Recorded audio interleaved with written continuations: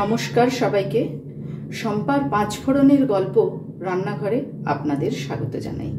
যারা ফেসবুক থেকে দেখছেন তাদের ফলো লাইক করার অনুরোধ জানাই, আর যারা আমার চ্যানেলটি এখনো সাবস্ক্রাইব করেননি তাদের সাবস্ক্রাইব করে পাশে থাকা বেল আইকনটি প্রেস করার অনুরোধ জানাই, যাতে আমি কোনো রেসিপি দিলে আপনাদের কাছে নোটিফিকেশন পৌঁছে যায়। হঠাৎ করে বাড়িতে কোনো গেস্ট এলে বা সন্ধেবেলায় কিছু স্ন্যাক্স খাওয়ার ইচ্ছে করলে বানিয়েই নেওয়া যায় এই ব্রেড রোল। এই ব্রেড রোল বানাবার জন্য আমি এখানে নিয়েছি 4টি সেদ্ধ ডিম, 4টে সেদ্ধ আলু, কিছুটা দুধ, 8টা পাউরুটির স্লাইস, নিয়েছি কিছুটা টমেটো কুচি, পেঁয়াজ কুচি, রসুন কুচি, গোলমরিচের গুঁড়ো, আর থাকছে নুন, হলুদ, লঙ্কার গুঁড়ো, চাট মশলা। চলুন প্রথমে আলুর মশলাটা তৈরি করে নেওয়া যাক।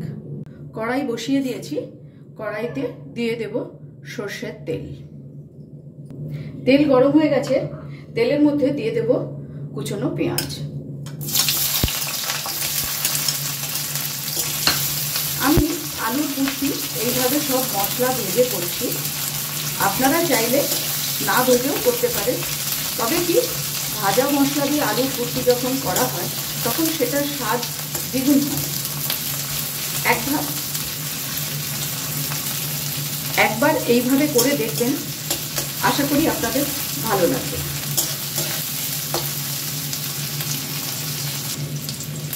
পেঁয়াজটা একটু ভাজা ভাজা করে নিয়েছি, এবার এর মধ্যে দেব কুচো করা রসুন। রসুনটা দিয়েও বেশ কিছুক্ষণ একটু নেড়ে চেড়ে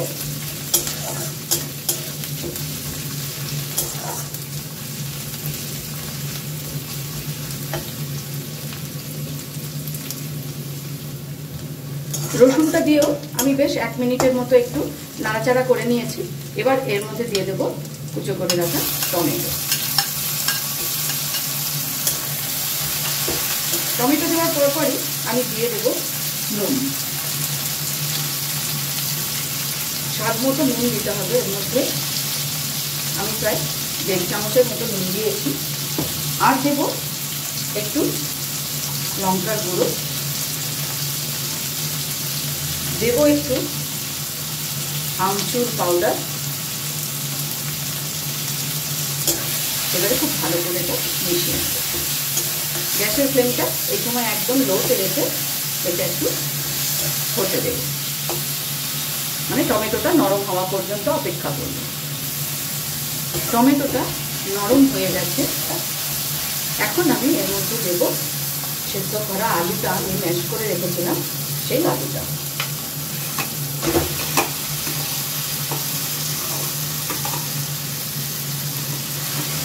খুব ভালো করে এটা আমি মিশিয়ে নেব।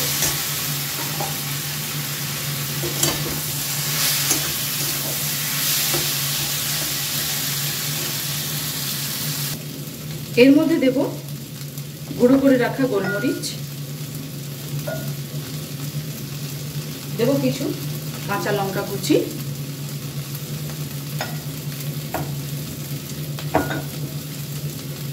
খুব ভালো করে এটাকে ভাজা ভাজা মতন করে নেব।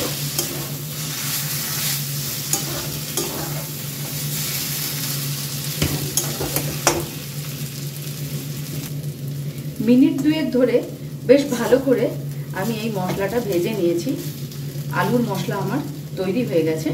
এবারে এটাকে ঠান্ডা হওয়ার জন্য আমি রেখে দেব, তারপর আমি ব্রেড রোলটা তৈরি করব। আলুর মশলাটা ঠান্ডা হয়ে গেছে এবং এটি আমি একটি প্লেটে ঢেলে নিয়েছি। এবার ডিমটিকে আমি এইভাবে কেটে নেব। প্রতিটা ডিমই আমি এইভাবে কেটে নিচ্ছি।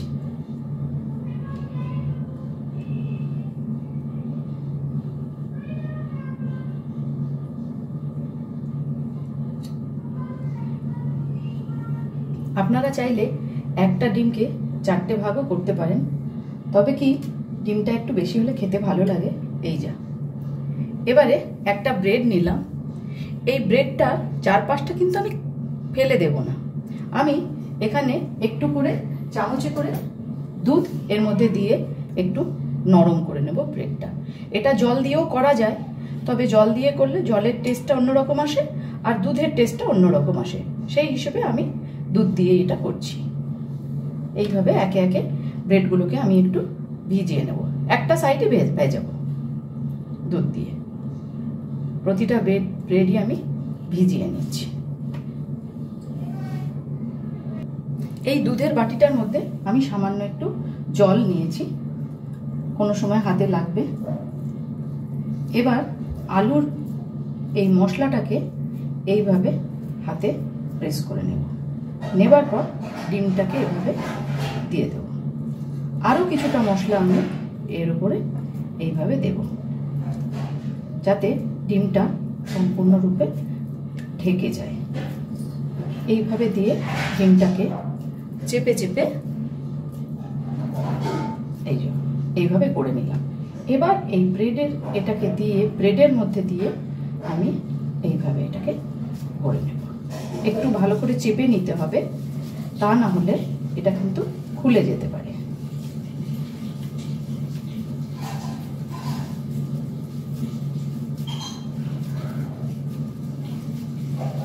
যদি ব্রেডের চারপাশটা দেখিয়ে দিই, যদি ব্রেডের চারপাশটা আমরা এরকমভাবে বাদ দিয়েও দিই, তবু কি হবে, এটা অনেকটা কমে যাবে, তাহলে ব্রেড রোলটা একটু ছোট হয়ে যাবে। কিন্তু এটা একটা বেশ ডাম্বল সাইজের।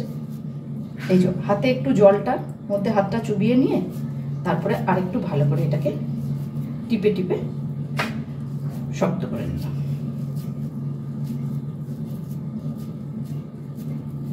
এই দেখুন, এইভাবে আমি আবারও একটা তৈরি করে নিচ্ছি। বেশ বড় হয় খেতে এবং খুব ভালো লাগে খেতে।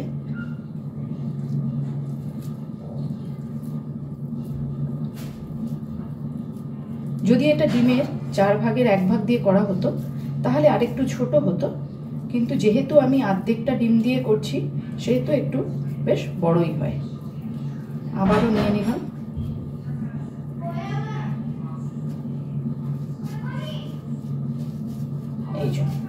এইভাবে একটু ধৈর্য ধরে চেপে চেপে হাতটা একটু জলে চুবিয়ে নিয়ে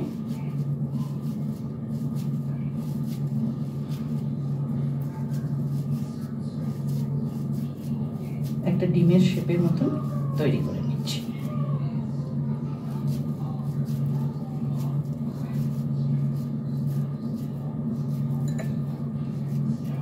এই দেখুন, এইভাবে আমি সবকটি গড়ে নেব। আমি 4টে এমনি গড়েছি, মানে ব্রেডের চারপাশটা ফেলে না দিয়ে। আর আপনাদের সুবিধের জন্য আমি দেখলাম যে 4টে ফেলে দিয়ে আপনাদেরকে দেখাই, চারপাশটা একটা পাউরুটির চারপাশটা ফেলে দিয়ে তারপরে দেখাই। সেই একইভাবেই গড়তে হবে। এইভাবে নিয়ে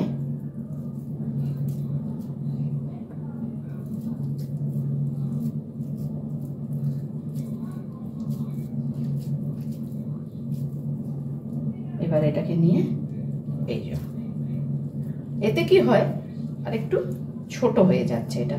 সেক্ষেত্রে ডিমটাকে যদি আমি 4 ভাগের 1 ভাগ নিতাম তাহলে এতটা অসুবিধে হতো না। এখন যেটা হচ্ছে,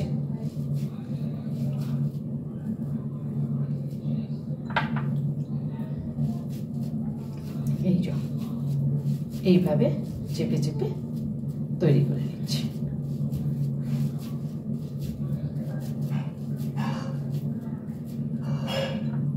সাইজের খুব একটা বেশি হেরফের হয়নি, সামান্য একটু যেটা চারপাশটা বাদ গেছে সেটা। এইভাবে আর 4টে আমি বানিয়ে নেব। একে একে প্রতিটা ব্রেড রোল আমার গড়া হয়ে গেল।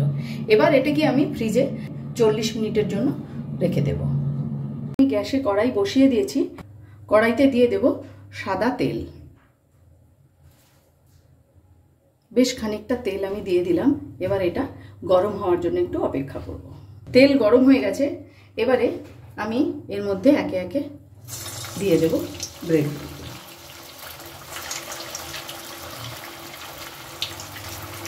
একসাথে আমি 3টেই ভাজবো। এগুলোকে এবার একটু উল্টে দেব। এই পিঠটাও এবার সুন্দর করে ভেজে নেব। এগুলো লাল করে ভাজা হয়ে গেছে, এবার আমি এগুলো তুলে নেব।